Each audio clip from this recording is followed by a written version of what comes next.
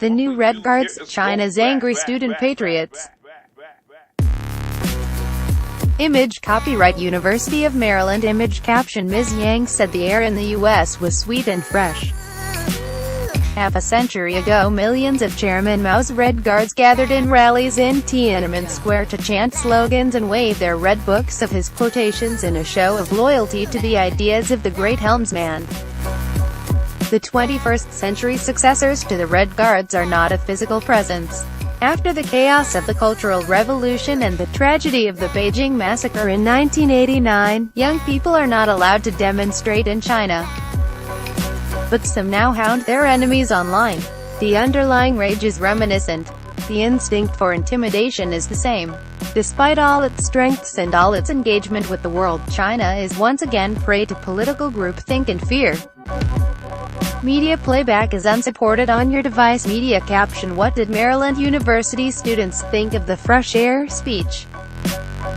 The latest trigger is a speech by a Chinese student at an American campus. On the 21st of May, at an official event, Xu Yang praised the fresh air and freedom of speech she had found at the University of Maryland. The video clip of her speech quickly went viral and triggered an outpouring of anger from fellow Chinese students in the U.S. and critics at home.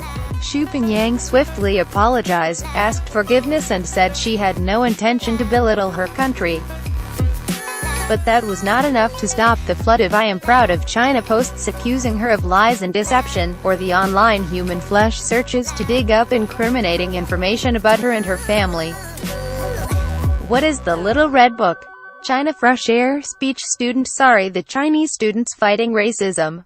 Of course there are good reasons to be proud of China and every Chinese citizen is entitled to list them.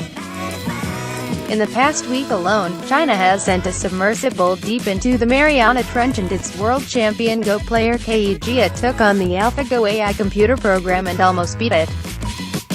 Everyday ordinary Chinese people display the energy, talent and hard work of which their fellow citizens should be proud. Image copyright Getty Images. Image caption The Red Guard was Chairman Mao's ideological youth movement to purify the Communist Party.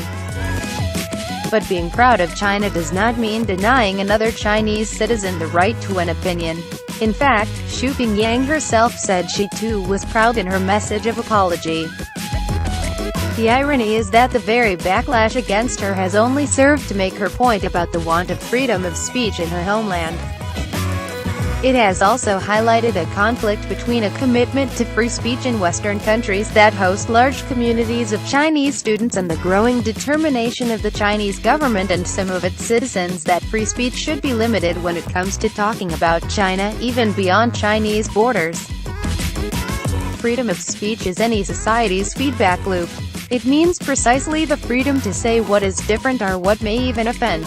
Of course, different societies have a different view on how much of this is appropriate. But if China's freedom of speech goes no further than parroting the leader and attacking those who dare to speak from a different script, then its spirit is lurking in the shadow of the Mao era. Media playback is unsupported on your device. Media caption Ms. Yang said the air in the U.S. was sweet and fresh. Which brings us to Chairman Xi and his style of leadership.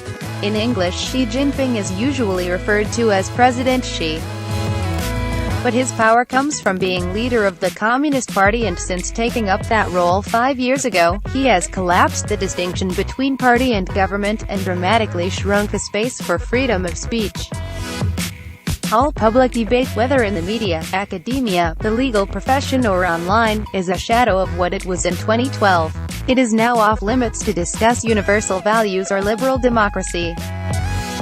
Instead, China must loudly unite around the leadership of the Communist Party and tell China's story confidently. China's big push for its global trade narrative. What is China's One Belt One Road? In Xi Jinping's first 5-year term, China has become the world's second-largest economy and an increasingly powerful military power. But when Chairman Xi urges journalists, think tanks and diplomats to tell China's story confidently, he does not mean tell it how you like and with your own nuance. Students abroad are a particularly important voice in this chorus. It is stated Chinese government policy to assemble the broad numbers of students abroad as a positive patriotic energy. And so when the University of California, San Diego announced that it would host a speech by Tibet's spiritual leader the Dalai Lama next month, the local Chinese Students and Scholars Association consulted with diplomats and threatened tough measures to resolutely resist the school's unreasonable behavior.